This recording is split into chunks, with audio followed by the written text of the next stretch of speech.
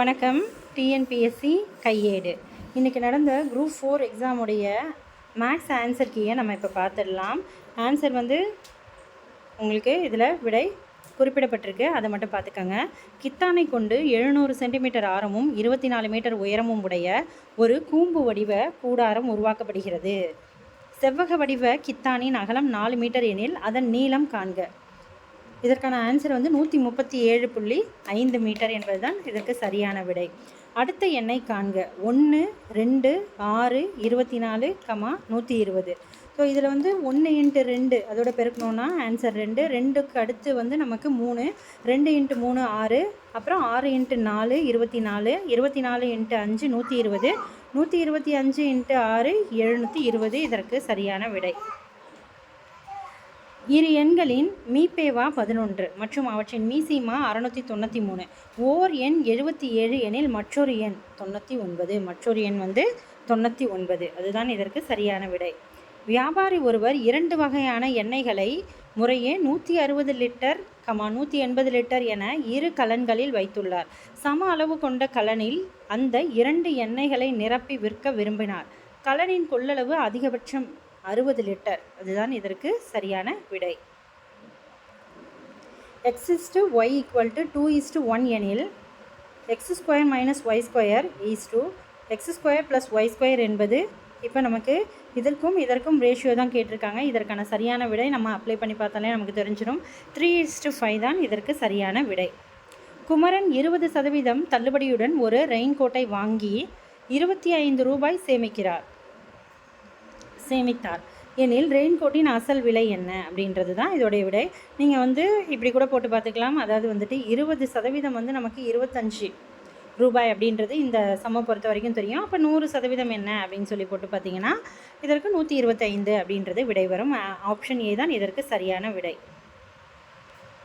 இரு எண்களின் மீசிமா ஆனது மீ பே காவின் 6 மடங்கு ஆகும்.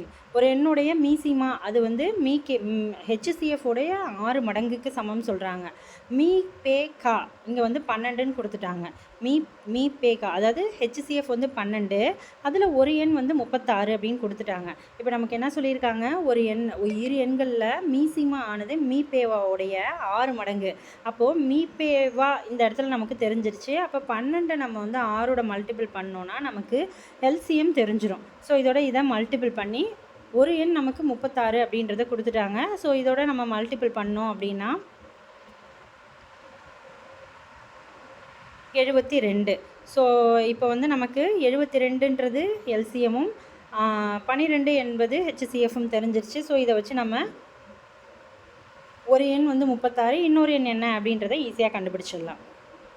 ஏன்னா நமக்கு எப்போவுமே எல்சிஎம் × HCF இது ரெண்டுத்தையும் பெருக்கி ஒரு எண் கொடுத்துருந்தாங்கன்னா அதை கீழே போட்டு நம்ம வகுத்தோன்னா நமக்கு இதற்கான ஆன்சர் கிடைச்சிடும். ஸோ 24 என்பது தான் இதற்கு சரியான விடை. ரொம்ப எளிமையான சம்மை மட்டும்தான் நான் எக்ஸ்பிளைன் பண்ணுறேன். அடுத்து அசல் 10,000 ஆனது 15% ஆண்டு வட்டியில் 3 ஆண்டுகளுக்கு கிடைக்கும் கூட்டு வட்டிக்கும் தனி வட்டிக்கும் இடையேயான வித்தியாசம். ஸோ இதுக்கு நமக்கு ஃபார்முலா பார்த்திங்கன்னா PR100² 3 + R100. ஸோ இதில் நீங்கள் அப்ளை பண்ணிங்கன்னா டேரெக்டாக உங்களுக்கு ஆன்சர் கிடச்சிடும். இதற்கான விடை என்னென்னு பார்த்தோன்னா 708.75. ஒருவர் 2000ஐ 6% தனி வட்டிக்கு கடன் வாங்குகிறார். ஓராண்டு முடிவில் ரூபாய் 1000ஐ திருப்பி செலுத்துகிறார் எனில் அவர் அக்கடனை 2ஆம் ஆண்டு முடிவில் முழுவதுமாக முடிக்க எவ்வளவு தொகை செலுத்த வேண்டும்? ஸோ ஒன்றும் இல்லை. இப்போ 2000க்கு 6% 2 வருஷம். நம்ம மொத்தமாக எவ்வளோ அவங்களுக்கு கொடுக்கணும் அப்படின்னு சொல்லி பார்த்தோன்னா 240 ரூபான்றது தனி வட்டியாக இருக்கும். மொத்தமாக வாங்கின பணத்தோடு சேர்த்து கொடுத்தோன்னா 2240 ரூபா. ஸோ அதில் முன்கூட்டியே 1000 ரூபாயை அவங்க செலுத்திட்டாங்க அப்படின்னா பேலன்ஸ் இருக்கிறது 1240 ரூபா. ஸோ அதை பொறுத்த வரைக்கும் ஆப்ஷன் ஏ தான் சரியான விடை. ஒருவர் 12,000ஐ 5% கூட்டு வட்டி விகிதத்தில் 2 ஆண்டுகளுக்கு நிரம்ப வைப்பு திட்டத்தில் செலுத்துகிறார்.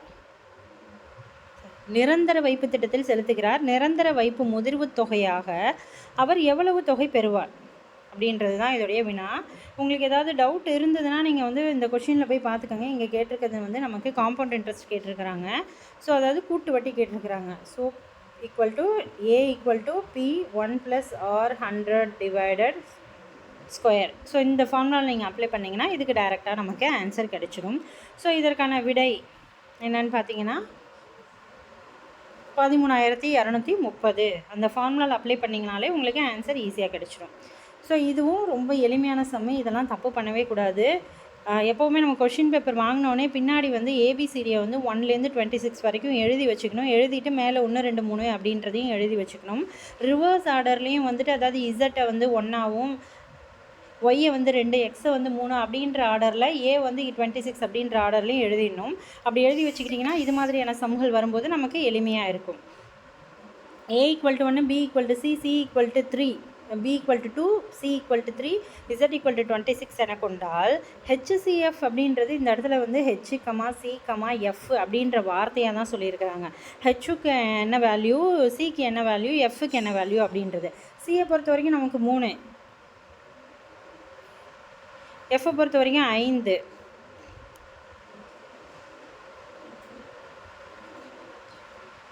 H 7, 10, 15.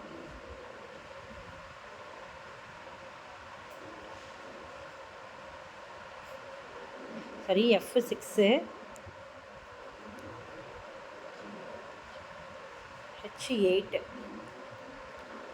H வந்து HCF 6, 8, 3. ஸோ இதில் வந்து எது பொருந்தாதது அப்படின்ற மாதிரி தான் கேட்டிருக்காங்க. இப்போ HCF அதை பொறுத்த வரைக்கும் 6, 3, 8.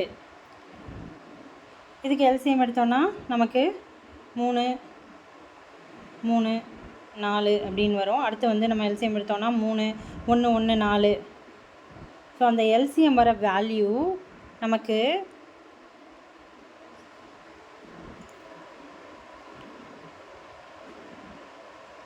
24 வரும். எல்சிஎம் வந்து 24. இதுக்கு நீங்கள் எடுத்திங்கன்னா 2, 3, 6, 6, 4, 24. எல்சிஎம் வந்து 24. ஸோ இதில் வந்து எதற்கு சமம் இல்லை, அந்த எல்சிஎம் வந்து எதற்கு சமம் இல்லை அப்படின்றது தான் வினா. இப்போ பார்த்தீங்கன்னா எக்ஸுன்ற வேல்யூ வந்து 24, ஈயையும் எஸ்ஸோட வேல்யூவும் சேர்த்து கூட்டினீங்கன்னா 24, ஏசிஹெச் இந்த 3 வேல்யூவையும் நீங்கள் பெருக்குனிங்கன்னா 24 வரும். ஸோ இது 3த்தையும் கூட்டினா தான் நமக்கு அதில் தவறாக வரும். ஸோ சி தான் இதற்கு சரியான விடை. ஸோ இந்த சம்முக்கும் ஆன்சர் வந்து 5 பவர் 1. ரமீலா கூறுகையில், ரமீலான்னு ஒருத்தவங்க சொல்லும்போது அப்படின்ற மாதிரி சொல்லியிருக்காங்க பாருங்கள்.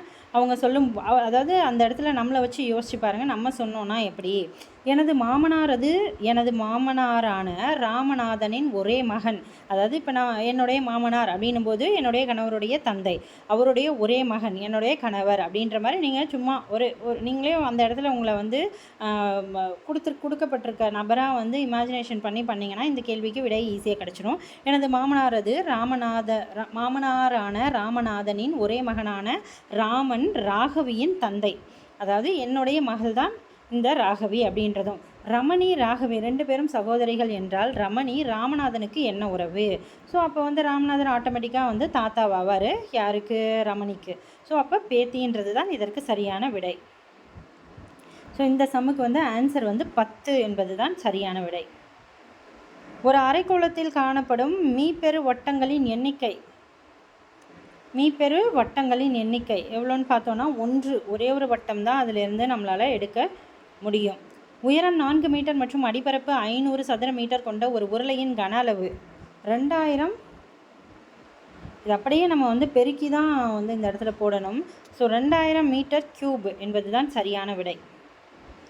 கயல் 5 டசன் முட்டையை வாங்கினால் அதில் வந்து 45 முட்டைகள் நல்ல முட்டைகள், அதாவது ஒரு டசன்னா வந்து 12 முட்டைகள். ஸோ 5 டசன் என்பது 60 முட்டைகள். அதில் 45 முட்டைகள் நல்ல முட்டைகள். அப்போ வந்து அழுகி போன முட்டைகள் அப்படின்றபடி பார்த்தோன்னா 15 முட்டைகள் வந்து கெட்டுப்போன முட்டைகள்.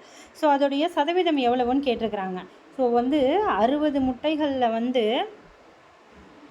60 முட்டையில் 15 முட்டை கெட்டு போச்சு, அதோடைய பர்சன்டேஜ். ஸோ நம்ம போட்டோம் அப்படின்னா 25. 5 × 5 25%. ஆன்சர் வந்து சி. இந்த கேள்விக்கு விடை வந்து 2 அப்படின்னு குறிப்பிடப்பட்டிருக்கு. இதுக்கு நம்ம டிஎன்பிஎஸ்சி வெளியிட்டதுக்கப்புறம் இதுக்கான சரியான விடை என்னன்றதை நம்ம பார்த்துடலாம். ஸோ இதுவும் ரொம்ப எளிமையான வினா தான் வரும். உங்களுக்கு வந்து இது வந்து 2:4 அப்படின்ற மாதிரி தான் இந்த இடத்துல நமக்கு வரணும். அதை நம்ம இன்னும் சிம்பிளிஃபை பண்ணோன்னா 1:2, அதாவது ரேஷியோ பொறுத்த வரைக்கும் நம்ம சுருக்கிக்கிட்டே வரணும். ஸோ அதனால் ஆன்சர் வந்து என்னன்னு பார்த்தோன்னா 1:2 என்பது தான் சரியான விடை. அடுத்து இந்த கேள்விக்கான விடை வந்து எம்பி, ஆன்சர் சி. அடுத்து இதுவும் ரொம்ப எளிமையான வினா தான். என்ன கேட்டிருக்காங்க, விக்னேஷ் 2 ஆண்டுகளுக்கு 4% வட்டி வீதத்தில் 10,000 கடனாக பெறுகிறார். இந்த பணத்தை சஞ்சயிடம் அவர் வந்து 4% வாங்கி இன்னொருத்தர்கிட்ட 6% கொடுக்குறாரு. அப்போது அதில் வந்து என்ன சொல்கிறாங்க, இந்த பரிமாற்றத்தில் அவருக்கு கிடைத்த ஓராண்டின் லாபம் என்னன்னு கேட்டிருக்காங்க. இவர் வந்து 10,000 வந்து 4%, 10,000 4% வட்டிக்கு 2 வருஷத்துக்கு வாங்குறாரு. அப்படி வாங்கும்போது இவருக்கு எவ்வளோ கிடைக்குது அப்படின்னு சொல்லி பார்த்தோன்னா 800 ரூபா கிடைக்கும். இவர் வந்து 6% கொடுக்குறாரு இல்லையா 10,000, அந்த 10,000 6% கொடுக்கும்போது இவருக்கு எவ்வளோ கிடைக்கும், 2 வருஷத்துக்கு எவ்வளோ கிடைக்குது அப்படின்னு சொல்லி பார்த்தோன்னா 1,200 ரூபா கிடைக்கும். ஸோ ரெண்டுத்துக்குமான அவருக்கு கிடைச்ச லாபம் மொத்தமாக எவ்வளோன்னு பார்த்தோன்னா 400 ரூபா கிடைச்சிருக்கும். யாருக்கு, விக்னேஷ்க்கு. ஆனால் அவங்க என்ன கேட்குறாங்க, ஓராண்டின் லாபம் தான் கேட்குறாங்க. அப்போ ஒரு வருஷத்தோட லாபம்னா இதில் பாதி தான் ஒரு வருஷத்தோட லாபம். ஆன்சர் வந்து என்னன்னு பார்த்தோன்னா ஏ. 7 மற்றும் 13 ஆகிய எண்களின் மீ பே வா மற்றும் மீ சீமா விகிதம் 1:91, 1:91 என்பது தான் சரியான விகிதம். ஒரு புத்திசாலி மனிதன் மூட்டைக்கு 30 மாம்பழம் வீதம் 3 மூட்டைகள் எடுத்து செல்கிறான். ஒவ்வொரு சுங்கச்சாவடியை தாண்டும் பொழுதும் மூட்டைக்கு 1 பழம் தர வேண்டும். 30 சுங்கச்சாவடிகளை தாண்டும் பொழுது அவனிடம் எத்தனை மாம்பழம் மீதம் இருக்கும்? இதற்கான விடை 25. 24 மீட்டர் நீளம், 18 மீட்டர் அகலம், 16 மீட்டர் உயரமுள்ள ஒரு அறையில் வைக்கப்பட்டுள்ள மிக பெரிய கம்பியின் நீளம் 34 மீட்டர் என்பதுதான் சரியான விடை. 1 cube + 2 cube + 3 cube + k cube = 72,900 எனில் 1 + 2 + 3 + k-யின் மதிப்பு 270. ஸோ இதற்கு 2, 3, 5, 9 x, 33 y. இதில் x + y-யின் மதிப்பை காண்க. ரொம்ப எளிமையான கேள்வி தான்.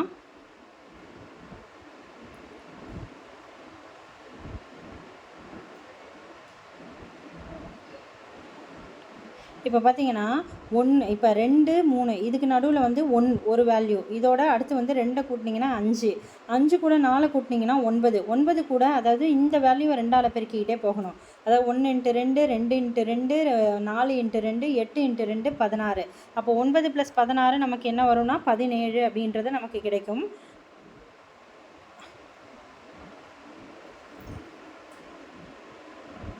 சாரி, தப்பாக சொல்கிறேன். 9 + 8 இது ரெண்டுத்தையும் நம்ம ஆட் பண்ணோன்னா நமக்கு 17ன்றது கிடைக்கும். அப்புறம் நமக்கு 8 நம்ம அடுத்த வேல்யூ கூட்டினது 8 ஆச்சா. ஸோ 8க்கு அடுத்து 8 வந்து 2ஆல் பெருக்கணும்னா 16. ஸோ நம்ம 17 + 16 எவ்வளோனா 33. ஸோ அதுக்கு அடுத்தபடியாக வந்து 16 2ஆல் பெருக்கணும்னா 32. 32 + 33 நம்ம ஆட் பண்ணோன்னா நமக்கு வந்து விடை என்ன வரும் அப்படின்னு சொல்லி பார்த்தோன்னா 32, 33, 5, 6, 65 நமக்கு கிடைக்கும். ஸோ 65 + 17 இது ரெண்டுத்தையும் ஆட் பண்ணோன்னா நமக்கு விடை வந்து 82. இதற்கு சரியான விடை. அடுத்த கேள்வி, AZ, BY, CX இந்த எண்களில், அதாவது இப்போ நம்ம ஏக்கு அடுத்து வந்து Z கடைசி வேல்யூ, பிக்கு அடுத்து கடைசி வேல்யூ Y, அந்த மாதிரி எழுதும்போது ஆங்கில உயிரெழுத்துக்கு இடதுபுறம் அருகில் வரக்கூடிய உயிரெழுத்து அல்லாத எழுத்துக்கள் எத்தனைன்னு பார்த்தோன்னா மொத்தம் 9. அதை நீங்கள் வந்து பிரித்து எழுதாமல் மொத்தமாக எழுதி பார்த்தீங்கன்னா இது உங்களுக்கு புரியும். சரியான விடை வந்து 9 என்பது தான். மேக்ஸ் ரொம்ப கொஞ்சம் எளிமையாக தான் இருக்குது. எவ்வளோ கொஷின் ஆன்சர் பண்ணியிருக்கீங்கன்றதை கமெண்ட் செக்ஷனில் சொல்லுங்கள். தேங்க்யூ.